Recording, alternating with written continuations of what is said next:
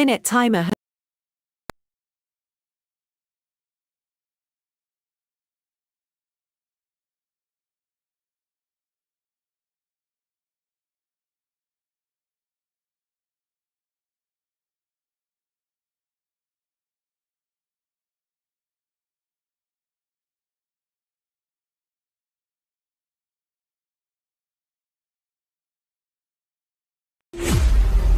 Two-minute timer has started.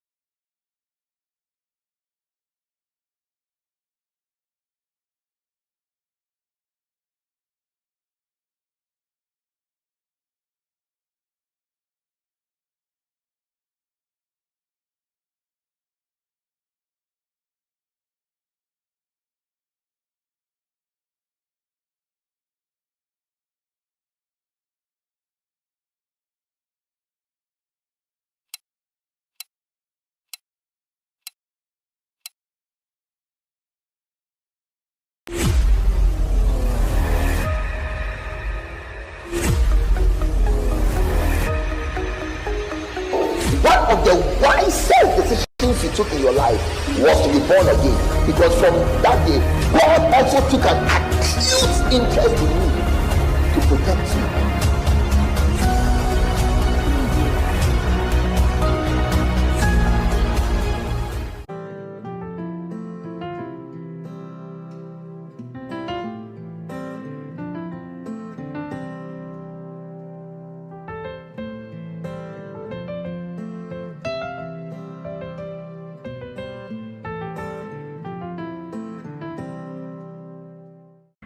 Good evening, lovely viewers, and welcome to another episode of The Solution is in the Makarios. We are continuing from our book, Those Who Are Proud, written by Bishop Dag Mills, renowned teaching evangelist and pastor. And as usual, we have our favorite guest, Apostle Mills-Odoi, who is a books minister and one of the sons of Bishop Dag Mills. Apostle, you are welcome. Thank you. Thank you very much. It's always a blessing and honor, a privilege to be on your show. And as usual, I'd like to thank all our watchers and viewers for tuning in, and also to thank the author, the anointed servant of God, our father, Bishop Dag Mills, for writing this book that has brought much blessing and deliverance to many churches, pastors, and ministries. So thank you for having me on your show. It's always a pleasure, Apostle. Thank you. It's always a pleasure. And viewers, as we start, I want you to share the link, invite your friends, invite your colleagues via Twitter, Facebook, Instagram, YouTube, any other social media channel, so that we can enjoy this very book together. Also, I'm looking forward to what we are doing today. Yes, I think we are on chapter 4 now, which still on our journey away from pride and towards humility. You see, and the Bible says in Romans chapter 12, we are on chapter 4 now. Yes, Apostle. And once again, Bishop Dag Mills quotes directly from Scripture as the title of the chapter, which is "The Mind Not High Things." The title of the chapter is "Mind Not High Things," which is actually a commandment. Yeah. You know, it is not advice; it's a commandment. That mind not high things, condescend to men of about low estate from Romans to the 12 verse 16. 16. You see, by start by saying, be of the same mind towards one another, or be of one mind towards one another, or be of the same mind one towards another. But basically, in the modern English versions, or the meaning of this is live at peace with one another. So anytime you see somebody who is not living at peace with anyone else, it's a sign of pride. Because can two work together except they be agreed? So once they don't have the same mind, then there's no agreement. It means that one person is pride, especially when it's a relationship of non-equals. Then it means that it's the junior person who is working in pride. You see, and let's not get into we are all equal before God here. That is not what we are discussing. I mean, if you are thinking at the level of we are all equal before God, I suggest you tune out now, because I don't want to belabor the point or get into a petty argument with somebody who insists on not acknowledging the fact and the truth of what we are discussing. And this is a program for ministers and serious Christians. So when we say one person is above the other, we are talking about ranking in the church and in the body of Christ. In the body of Christ, there are people who are elders, there are people who are deacons, there are people who are pastors. There are, like the Bible says, that obey them, have the rule over you. It means that there are people who have the rule over us. So that's what I mean. I'm not talking about are we not all equal before God? I mean, we've gone up beyond that level here. You see, but I'm making the distinction because, like the Bible says, there are always people who are ready to grapple with the fact that who are ready to come into contention over unimportant things. Just, some people just like to be heard. Yes, they do. Never mind that they have nothing meaningful to contribute. Like one person said that there are people who think that once there's a meeting, they must make a sound from their throat. You see, but when you're in a meeting, you must make a meaningful contribution. And if you have no meaningful contribution, then you see, there's a reason why in some meetings, some people are even invited as observers. Like it's your presence that is desired. So like just for you to observe what's going on, so that in case there's an important input you can make, then you make it. But you're actually invited as an observer. Please, let's go into the scripture. Well, I think I like the book, like starting from when we started the book, Those Who Are Proud, and we started by saying that the Bible doesn't see pride the way the world sees it. And Yes. I like the topics that we've been treating, the various ways that we are seeing how pride shows itself. It's and how to guard against pride and the war of pride to become humble. And he says here, be of one mind, one towards another. And I was explaining that's what brought us into this. It just says, live at peace one with another. Then he goes on to say, the next thing, mind not high things, or do not pay attention to high things. Some versions say, do not be proud. Some versions have it more straightforward. It says that some say, do not be proud. Some say, do not be conceited. It says, mind not high things, but condescend to men of low estate. Be not wise in your own conceit. So now, Bishop Dag, he would not want to take us on a journey where he throws light on what it means to not mind high things. Because once again, we are on a journey. We are trying to become humble or more humble, so that the benefits of humility will come to us, so that the dangers of pride will not be our portion. You see, so it is good to learn as much as we can about the subject of pride, so that we can avoid it, so that we can stay away from it, so that, you see, the more humble you are, the better. Can't you even see that among human beings? Never mind what the Bible says. Among human beings, nobody likes a proud person. That's true. Every culture has a way where it frowns upon proud people. So it is absolutely good for us to approach humility as much as we can. Maybe let me share this testimony with you. I know someone, ethics may not let me disclose who he is. His major breakthrough in life, his deliverance from a great crisis, came by being humble. What do I mean? This is somebody who is not a child. He was about 40, 41, 42. He had a friend he wanted to marry, and they eventually didn't even marry. But as they became friends, the lady's father was an ambassador of one country to the other. And he was even living in a different country. But through humility, he became the man's friend, the ambassador's friend. And every time the ambassador traveled to the country in which his daughter was, he'd go and pick him from the airport. Now, this is somebody who used to work with the United Nations, not as a cleaner. But every time this ambassador arrives in this country, he will go and pick him up, drive him round, take him home, take him to the airport. So they became friends. You see, a proud person would have said, "Oh, I'm not a driver." He may have done it once, twice, but he said, "No, I don't want you to think I'm a driver." So he would stop. But this person continued to act as a driver. Then one day, for some reason, the authorities in the country in which he was working with the United Nations decided not to renew his visa for him. He traveled out of the country for a 1 week vacation. 1 week vacation. In returning, they decided not to renew his visa. Now he's rented an apartment, his clothes, everything is in this country. Country decided not to renew his visa for him. He is stuck. Now it takes a month, 2 months, 3 months, 4 months. Suddenly, this ambassador one day said that, where is this guy who used to drive me around? Where is he? I've not seen him in a long time. What's going on? Then it is told him that, oh, the authorities refused to renew his visa. Now, for 4, 5, 6, 7 months, he's stuck in the country. Look, by humbling himself to become a driver, that's how he got noticed by this ambassador. This ambassador now takes up his issue personally. Wow. Organizes a visa first of all, organizes a job for him. Wow. In a different country. Pays even for the DHL of his documents to go and get the visa. Pays for his air ticket to fly to the country to take up the new job. Pays for his hotel for the first few days, so he's paid and gets money to rent an apartment. Gives him spending money for the first few days, so he's paid.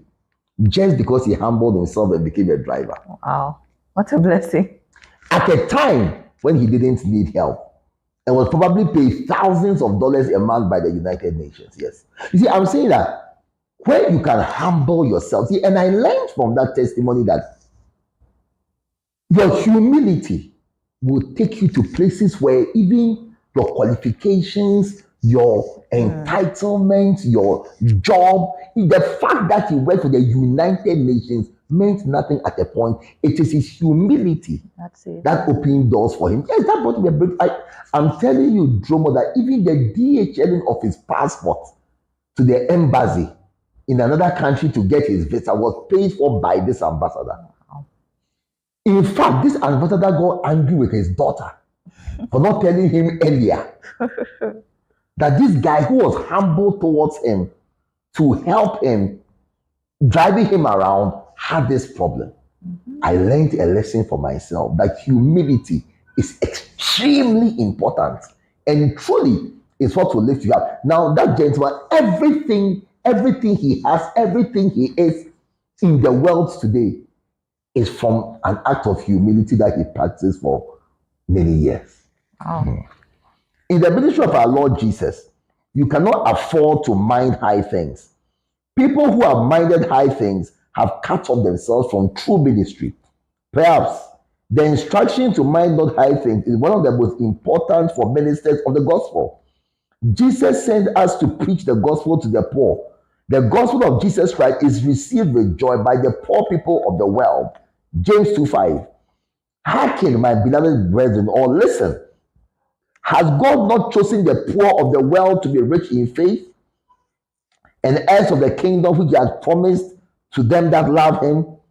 You see, you realize that like for example, your church will be far bigger if you even concentrate on the poor alone. Look, I work in Kinshasa, which is quite a very poor place. DRC is a poor country. Richest country in the world based on natural resources, but as God will have it. And as man will have it as well. But one of the things I noticed in Kinshasa, where I work, is every church is full with people sitting outside. Wow. Every church is full with people sitting outside. Or most churches are full with, look, there are churches where when they meet, huge structure that can take maybe 10, 15, 20,000 people. And then another 10, 20,000 people sitting outside on the streets. Oh, wow. Oh, yes. I would love to see And most churches, most churches are going to preaching. There is place for overflow outside because they are poor. Yes. You see, so you may be surprised that one of the reasons why your church is not big is because it does not focus on poor people, because you are not condescending to men of low estate. So, dear pastor, maybe by this instruction, God may speak to you that you focus on the wrong thing. You see, the sad thing about pastors is sometimes when our ministries exceed our expectations, then we think we have made it. What do I mean? Maybe you expected 1,000 people. I mean, that by the time you are dying, you should have 1,000 people. Then maybe 10 years after you started your ministry, and you are still maybe 39 years, you have 1,100. I mean, by all means, you've already exceeded your greatest expectation. But is that God's expectation for you? You see, so we must always seek for more. Like the Bible says that the sea is not tired of receiving rain, the eye is not tired of seeing. You see, pastors must also come to the point that we always want more people to be saved. And the way to get more people to be saved is to go on outreach. Let me say it clearly, is to go on outreach to the poor. Because God has chosen the poor of the world to be rich in faith. Wow. What does it mean to mind high things? Let's jump straight into it. One, to mind high things is to be conscious of the type of car a person drives. Wow. You see, this can be applied to every area of life. I was reading a book about the law firms in America. And it said that, the law firms in America, you either drive a Jaguar or a Mercedes Benz. Nothing. You don't even drive a Chevy and all these Lincoln. No, it's either a Jaguar or a Mercedes. Wow. You can imagine the price of those cars. You see, so you may be surprised that you would have been far richer if you had driven a Chevy. Done. A Chevy can buy you maybe, or the cost of one Jaguar, maybe 3 Chevys. You see, but that's why I say that when you mind high things, it will bring you. Now, remember that everything we are talking about minding high things is all about the journey to move away from pride and move towards humility. So when we say that, don't be conscious about the type of car you drive, it is in moving you away from pride towards humility, so that God will not resist you, and so that God will raise you up. You see, look, I've been privileged to have been in this church, in the Darkwood Mills ministry for now 25 plus years. So in a sense, I've seen the church, even though I joined much later, where there was far less glory than it is now. So I've seen, like for example, I've seen from when Bishop Darkwood Mills, who was the founder of the church, was driving a Toyota Corolla at the time when he had branches in Switzerland. Wow. Yes. Then I've seen him driving a used Chevy with a broken windscreen. Look, just to put it in perspective, the number plate was U, or ended in a U. In the year 2012. A U? A U. That's a very old number. That's a very old number, yes. And I tell you, I'm saying this to make a point, that at that time, the Kodesh had been built and completed. And there were stones on the car park, so it wasn't smooth. When you were driving here,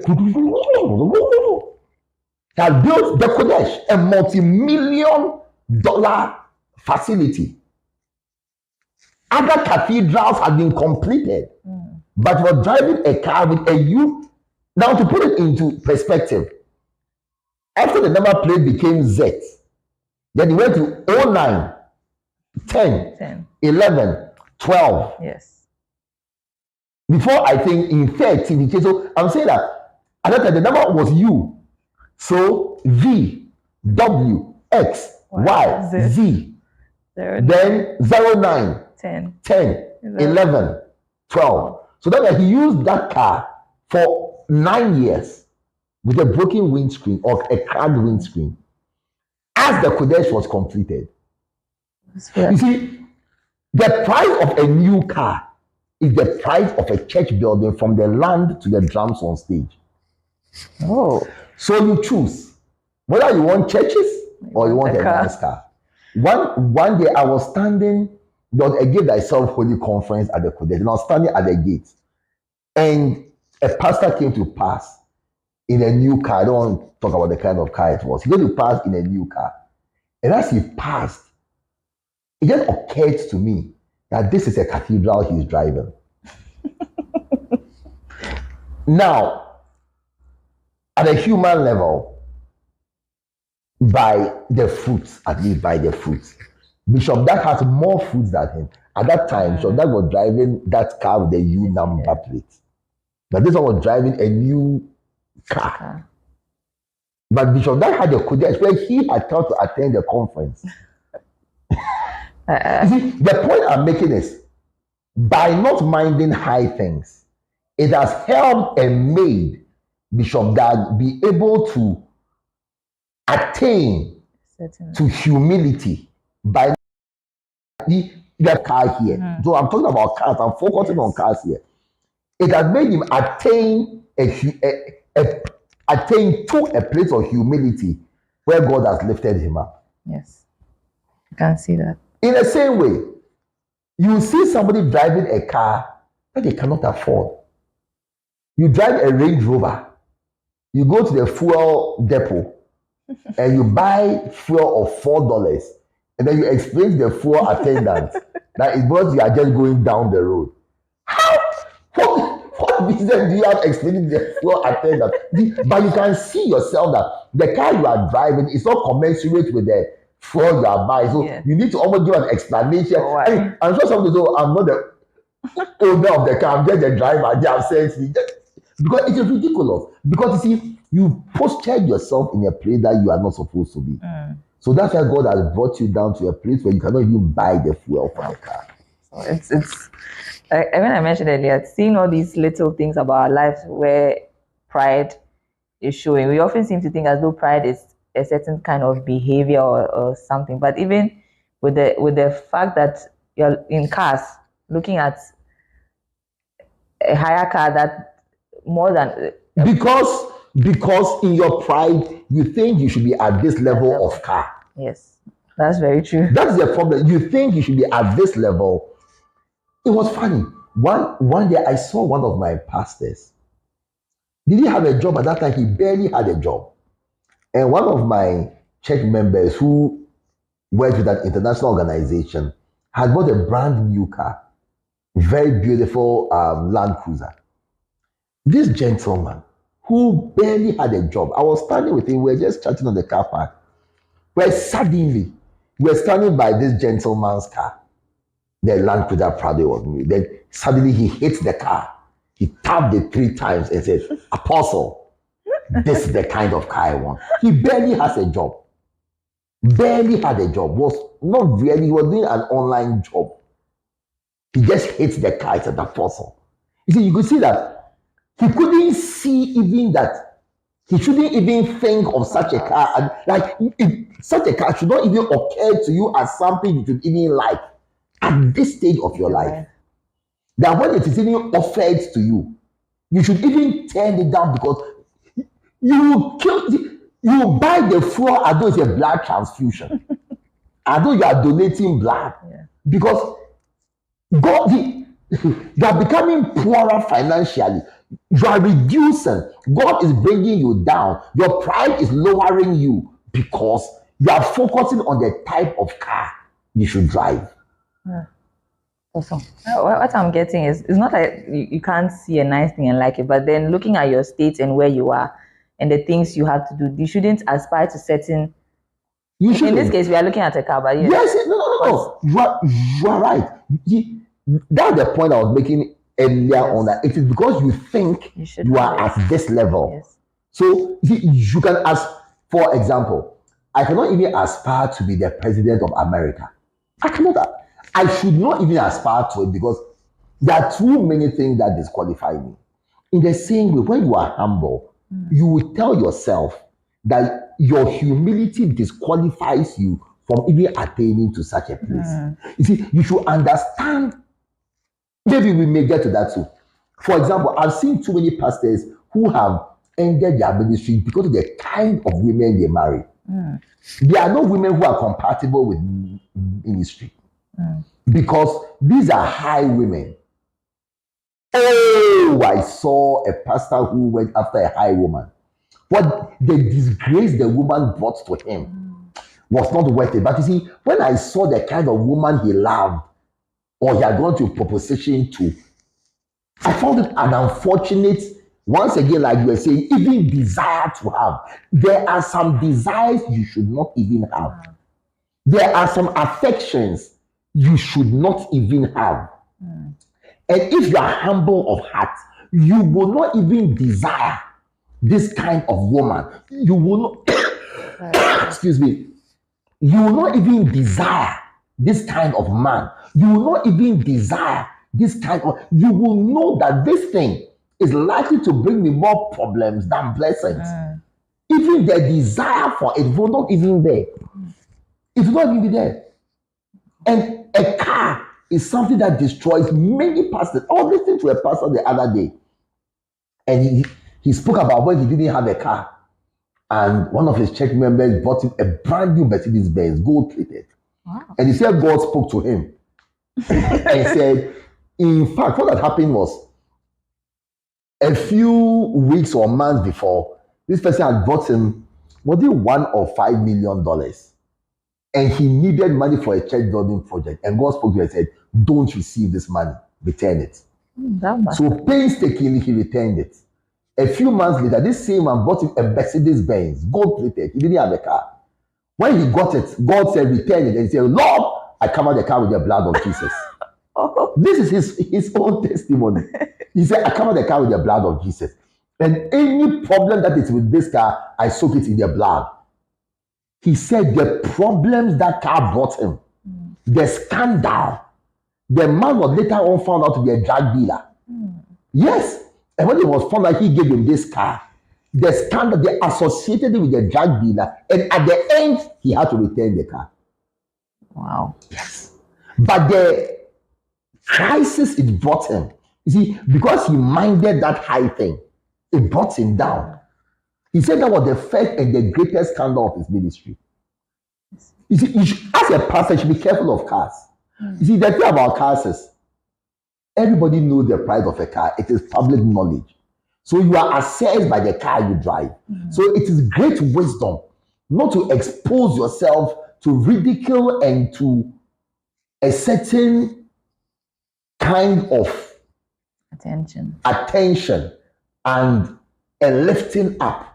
You see, if you're a Christian, the Bible says, let your moderation be known unto all men. So you are better off lowering yourself or even driving a lesser car than you can. I've often heard Bishop Mills say that he is aware that the best car is a Mercedes Benz. He is aware, but he's taking a decision that he will never drive one as long as he lives for the sake of his ministry. You see, that is not minding high things. And it is an intentional decision, like I said, on the journey towards humility. You will be surprised the number of girls who have turned down men because of the kind of cars they drive, or that they do not have cars because they mind high things. You see a girl who is unable to marry because she's minding high things. What do I mean by that? She wants to marry a man who is older than her. So a man who is younger than her counts. But that's a low thing in the terms of age. So she turns him down because she's minding a higher thing. Many women are not married because they mind high things. They're looking for a rich man to marry. They're looking for a richer man to marry. They're looking for a more educated man. You ask them, are you marrying the education or are you marrying the man? Are you marrying his money or are you marrying him? Are you marrying his age? Do you know the number of old people who are fools? Can you count them? There's absolutely no correlation between age and wisdom or intelligence. Oh yes. So because you might hide things, so you may end up marrying an old. The Bible even talks of an old and foolish king. It can't even mean anything. David killed Goliath at the age of 16. Yeah. Number two. Wow. Number two. Minding high things is to be conscious of where a person lives. Oh no. I met a pastor in another country. He asked me where I live. And by the time we were meeting him, I had become aware that the pastors in that country, they ask you where you live. But the pastor I was going around with, he had not yet caught that revelation. So at the point, I stopped answering that question because I said that pastors were assessing you by where you live. And if I mention where I live, they say, oh. If I would tell you, met a pastor, when I mentioned or when he asked where we live, I didn't answer. Then my other friend answered that this pastor told us where he lives, then where he used to live, which was an excellent area, and then where he lives now, which is where like the ambassadors of that country live. And now I think he lives 2 houses away from the French ambassador or something. You see, and you could see that they are very conscious of where. But so recently, I was staying in a hotel. So he asked me the name of the hotel I stayed in. Because I stammer, I didn't mention or I couldn't mention the name of the whole hotel in one breath. I said, oh, I stay at Le B. I'm not going to say Le B. As I stammered, then he completed the name of the hotel with a top class hotel in the city. So I thought it was the name of my hotel he mentioned. But after we left, the pastor also said, he began to laugh in the car. He said, this pastor, it looks like he doesn't know the poor places in this town. Everywhere he knows, because the name of the hotel he mentioned is one of the top hotels in the country. And I said, me, I should go and live in a top hotel. Can I pay the hotel bill? Let me stay in my hotel wherever it is like that. But I can see that pastors compare themselves. As we're going to leave him, then he asked my colleague I was with that also, will you call your driver to bring your car around? We don't have drivers. we drive our own cars, you know. So I saw that it's a certain world, you know, where I remember when to meet some pastors in that area of the city. And I'm from Accra. I've been to that area. I tell you, that pastor, he didn't even know the existence of that area in his city. Wow. No. He didn't know that such an area exists. Where there are bishops with churches. I'm not saying he's proud. I'm saying that if he could reach out more to that area, his church may even be twice as big. Because he's a very anointed, very successful pastor. This book is unpacking a lot of things. Yes. No, where you live, look, there are places in Accra. You can buy one plot of land for $1,000. In this same Accra, there are places where you can buy a plot of land for $250,000. There are places in this same Accra where you can buy a plot of land for $500,000. You see, the same Accra. Now, if you want to be rich, you can go to this place where it's $1,000, buy 200 plots of land. That's equal to one plot of land somewhere. And you now build an estate. You cannot compare that to one house in another area of town.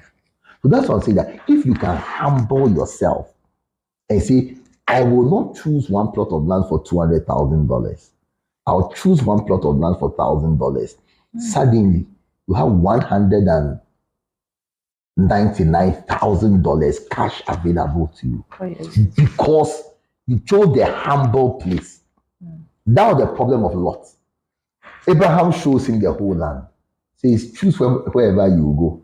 I'll choose the other place. The Bible says that he looked and saw the place that was green and well watered to the eye, and he chose there. He minded high things. Unfortunately, what he didn't know was that high place was where Sodom and Gomorrah was. Minding high things always will lead you to the place of pride, which is the place where lift up yourself and God will bring you down.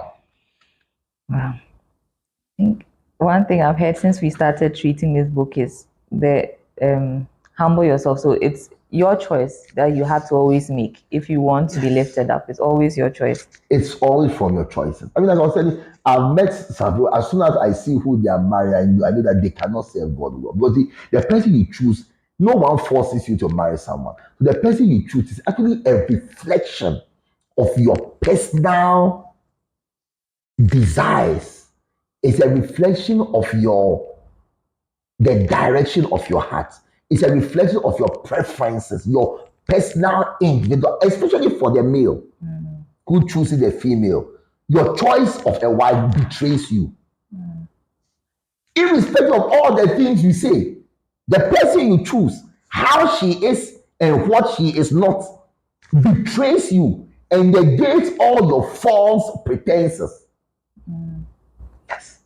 And when it comes to marriage, that's where the choice of a marriage partner is one of the things that divides the humble from the proud, by looking at the choice. And if you're also a girl, the person you choose to marry or you accept to marry is also a reflection of how you are inside you, irrespective of what you say on the outside. Wow. Teaching us. Number 3, minding high things is to be conscious of the type of house a person lives in. People kill themselves trying to do things they cannot afford. You see, one of the things I tell people is that expensive is not necessarily nice. What makes a place nice is that it is different from what people are used to. You see, but the question is, how is his house? Does he have a jacuzzi? I saw a brother built a house for himself. Very expensive. When I saw the house, I said, I cannot live in this house. It's too flashy. It will attract armed robbers. I met the guy eventually. Then he said in the local language, we came to make a name for ourselves. I couldn't believe it. There are lights on top of his gate. Like the gate has LED lights. The building has LED lights. The building that's floor to roof is a 3-story floor to roof glass with curtains. I looked at the house and said, no, I cannot stay in.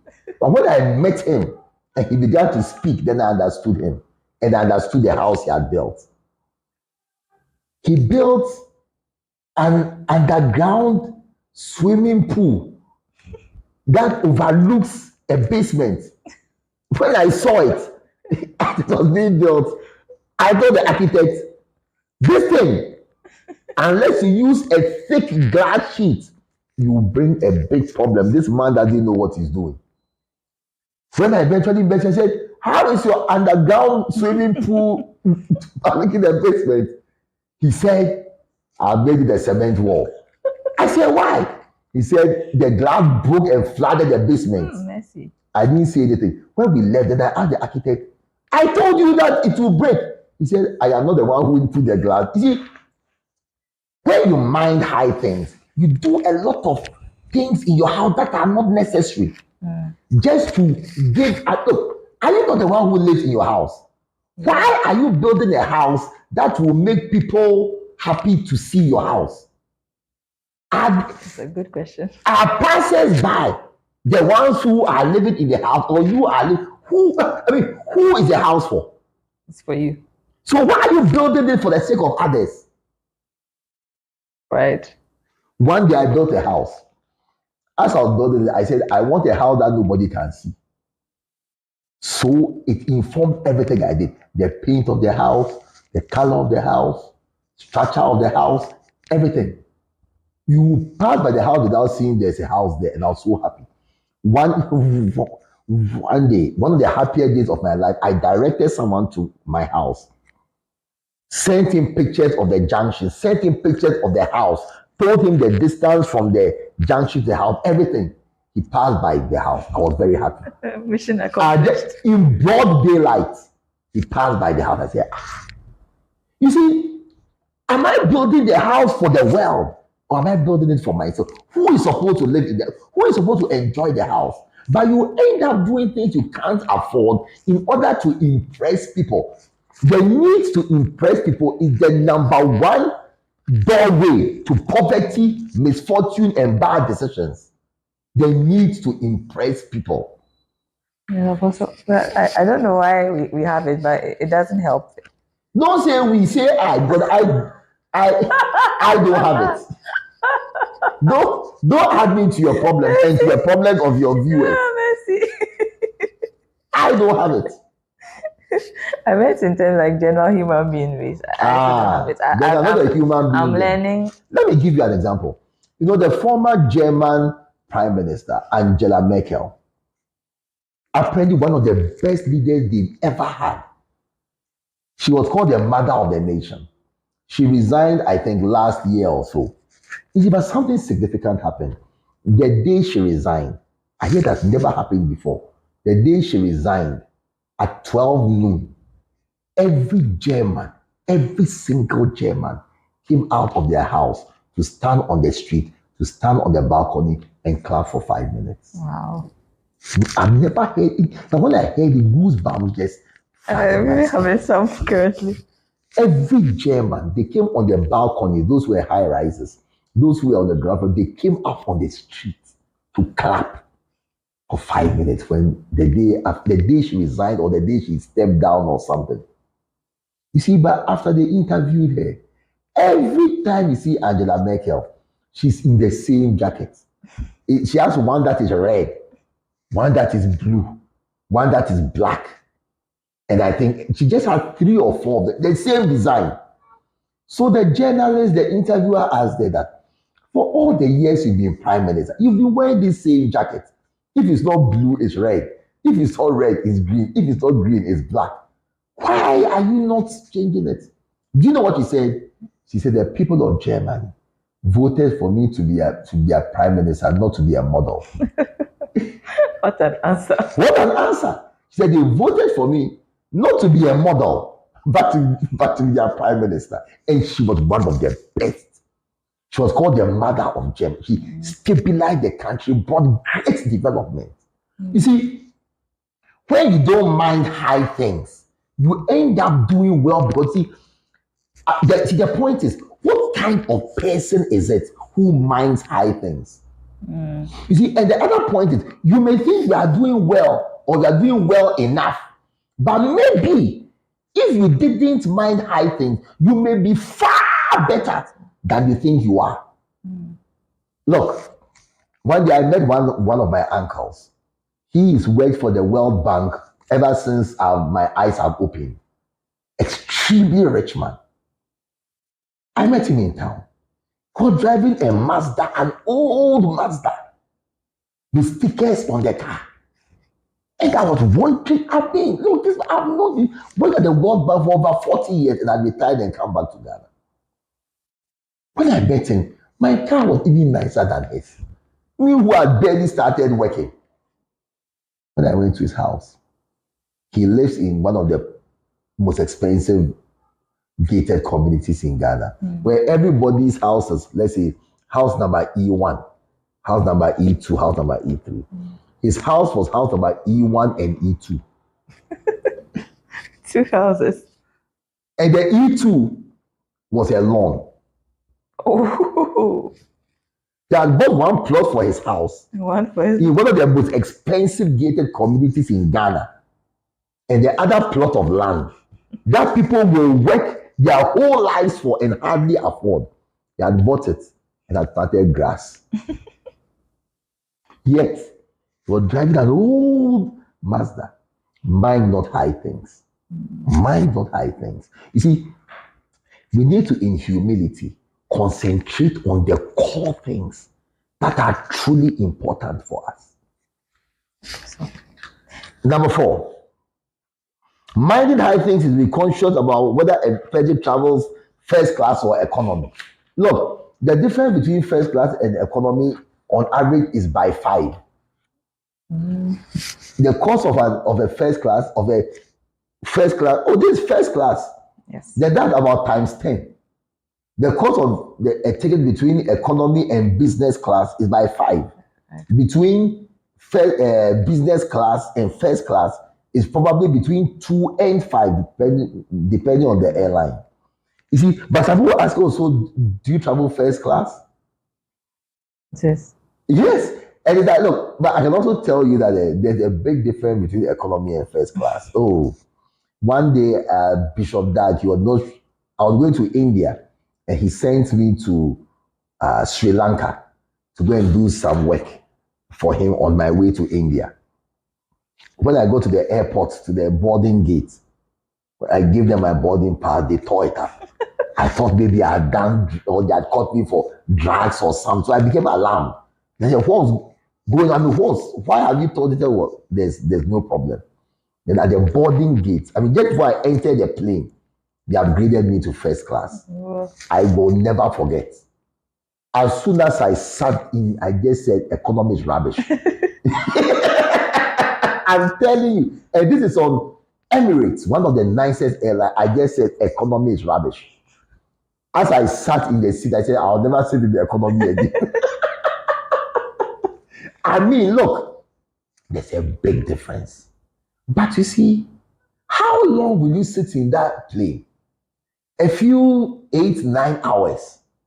Is that why you are spending 5 times more? When you cannot afford it, see, if you can afford it, it is worth it because you arrive more refreshed, this, that. But can you easily afford it? Can you? Are you just trying to take pictures to put on Instagram? Is that your aim? And by the time you finish, you are so broke. Look, when we were growing up, I knew people who would drive cars without air conditioning, but roll the glass up to appear that they were using it was an air conditioner. I'm telling you the truth. They'll be boiling in the car. But we're in Achimota Square, the girls were there, so you have to show the girl that you are in an air conditioning car. And you see them sweating, but the windows will be up to make it appear as though they are in an air conditioned car. It's serious. That appears very weird because if you're in the car and you're sweating, people can see that you're sweating. Yeah, but they don't care. They will be driving by, so you won't see. Next, minding high things is to be conscious of people's education. You see, people ask, of course, like on your CV, so people even embellish their CVs.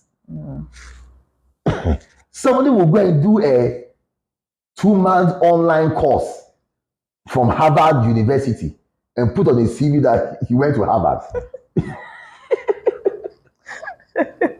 Because they know that people that are conscious, what's your educational background? Huh? I won't marry you. What's your educational background? Oh, no. You cannot be my friend. Next, I think the next one is a person's age. Yeah. We did that, but one of them is the school a person went to. What school did you go? Oh, I went to Akosobo. What school did you go to? I went to such and such a school. Woo! And it is true. You see, in the social strata, when you mention a school, it's a woo. Yes, that's true. Because of that,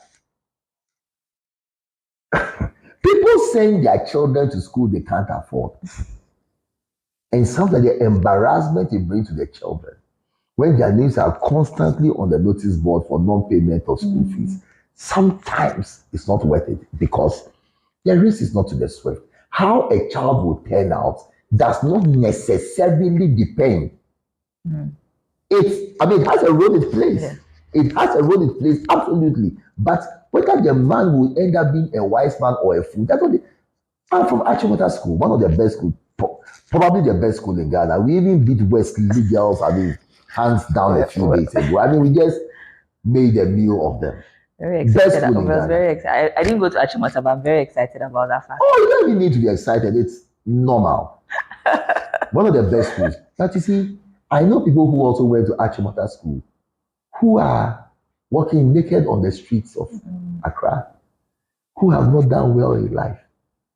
Like every other school, everybody comes out the shape of the bell curve. So everybody turns out differently. In psychology, you will be taught that somebody's outcome depends upon two things: his nature and the nurture. The nature is your biological makeup. Your nurture has to do with the environment in which you grew up, and both have a role they play. You see, so the school you went to does not necessarily determine how you turn out.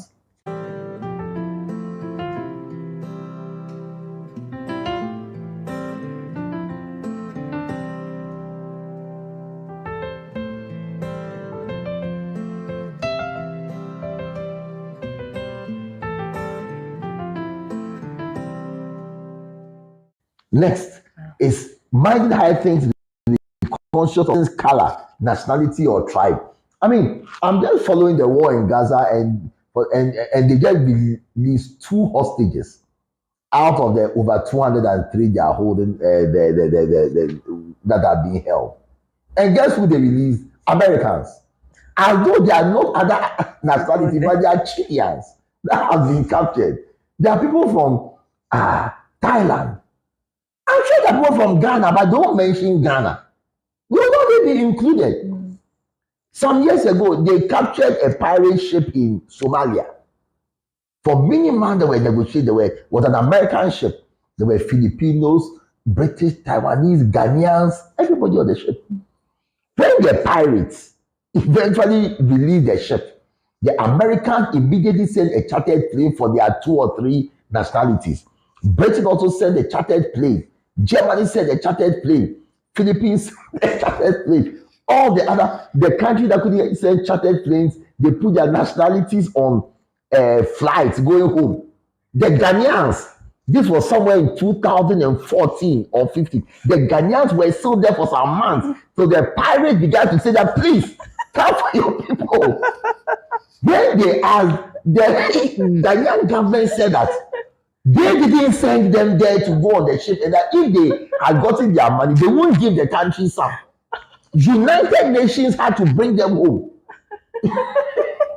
See, it is because of things like these that people are conscious of nationality.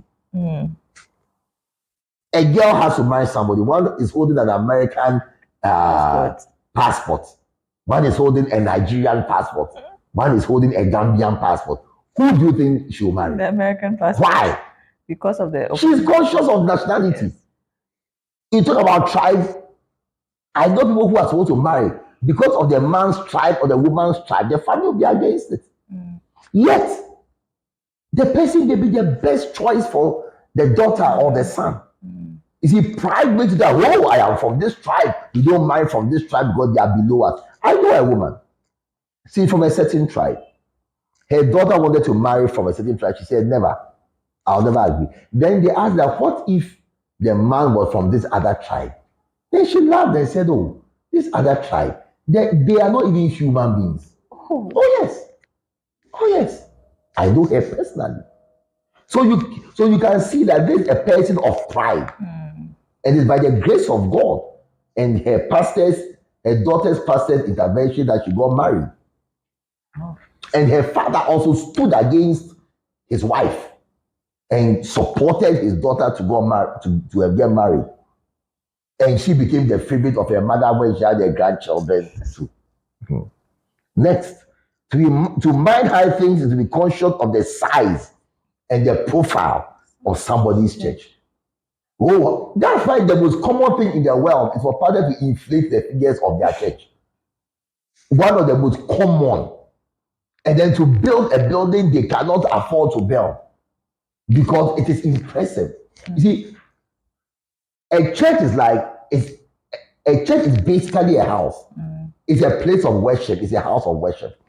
Yes, we should build the most beautiful edifice we can for God. But the question is, why are you doing it? Is it for personal aggrandizement or is it for the glory of God? Both are interchangeable, you know. And as usual, it's easy to pass things off as gods when it's actually for self-aggrandizement. And finally, and most importantly, minding high things is to limit your ministry and your eyes to places of wealth. money once again comes in. This person I'm going to marry, is he rich? This guy I'm going to marry, is she rich? This girl, what does she bring to the table? This question. Is marriage a table? You see, so you find out that, look, I was talking to a lady, she's an event organizer and a Christian. So, in organizing marriages, you end up getting closer to the bride because she is more interested in the wedding planning. Her experiences with brides is so traumatic that she's started like a peer counseling post-marriage traumatic support group and she's a high-end event organizer. So she caters to the higher echelons of society when they are getting married. I mean, she's there. And one day she opened up to me, of course, without mentioning names, was telling me some of the issues. And she said that, one of the worst things you can do is to marry into a high-end rich family. Then she told me, she said, Toss, you don't know what goes on in there. But you see, because she gets close to the brides and they develop a personal relationship and they see she's also a Christian. So after marriage, when they are having issues, they reach out to her. Sometimes within a few days. Oh yeah. Sometimes within a week. So it became so prevalent that she formed a group where they meet once a week. All 8, 9, 6, no, about 7, 8, 9 young brides. Some after a week of marriage, some 3 weeks of marriage, some 10 days. And she was telling me some of the things. You didn't like it. You see, but you, the lady, you were attracted by the wealth and the prestige and what you were going in for, the cars and the high-end mansions and the high-end trips abroad, and you will get it. But like Jesus said, with persecution. And then you see that at the end, they wish they were not married to wealth. They want it. But cannot divorce wealth. Also because of the status of the kind of families in question. Yeah. It's unfortunate. You see, but that's because you were on a journey towards pride instead of being on a journey away from pride. And that's what makes this book very important, because the book takes you on a journey where if you accept it, you see, if you are in Venezuela, you read this book and you walk the road of humility and God lifts you up, how does it affect Bishop Dag Heward-Mills? You see, I'm saying this to say that sometimes we feel that this book review program is for Bishop Dag or to support Bishop Dag, or Bishop Dag will get something from it. I mean, you ask yourself that if you become humble and God lifts you up, or you listen to this book review program so you don't mind high things, and so you avoid all the pitfalls of these things, won't you be the one who have a more peaceful, more tranquil life? You will be the one. Yes. You will be the one. So this book review program is just and only to throw light on these topics so that you will get a book for yourself for a more personal, because as you can see, I'm only reading the points and explaining them. Once in a while, I read directly from the book, but just explaining what he's trying to say. And it's going to be a great blessing. All the points are things that happen in our lives. Yes. So they are not outside. No. Like, they're all things that happen, and you can see how the outcome is always on the lower side of what you expect when you follow it. So, Apostle, I want to say thank you for today's episode. Viewers, I hope you agree with me that it was a very exciting episode. I want your comments, your likes, continue sharing. And if you, as I always say, if you want a copy of this book or you want the Makarios, call any of the numbers that scroll at the bottom of the page and we'll deliver it right to you. Yeah, I mean, and also if you've been blessed and you'd like to help financially this program, you can also make a donation to the mobile number on your screen, and it would be appreciated and it would help us in this work. And it will also encourage us. It will. In it, it will. It will. It's a very interesting book. We've not done a lot of chapters, but it looks as if that at every point in your life, your choices and everything, pride lurks about. So you have to be really, really careful. No, because for example, at a point in your life, your choices may be what country to live in. I mean, when I finished the University of Ghana, I graduated with the first class with honors. I was up there. I was in the top 5% of my graduating class in the University of Ghana. Automatically, I was leaving the country. And my brothers don't live in Africa. And they don't carry boxes in a factory. I mean, I'm just saying that I was not running away into survival mode. I was going to further my education and look, anyway, instead of migrating to supposedly greener pastures, I heard the voice of God. Stay in Ghana and work for me. Stay in Ghana, don't travel. Stay in Ghana and work for me. Ghana is not a high country in the world. No. And Ghana, I mean, there's no road to my house. There has not been a road to my house, and there will not be a road to my house where I live. But I stayed in Ghana. And God has lifted me up. I mean, how do I know God has lifted me up? Because you are watching me now. Wow. That's how come I know. If I was living in Europe or America, I don't think you would be watching me now. That's how come I know that God. So thank you for watching me. It's a blessing, and it's a sign that when you humble yourself, God will lift you up. Yes. So thank you, viewers, for staying with us for this session. We'll see you next week. Bye-bye. Bye-bye.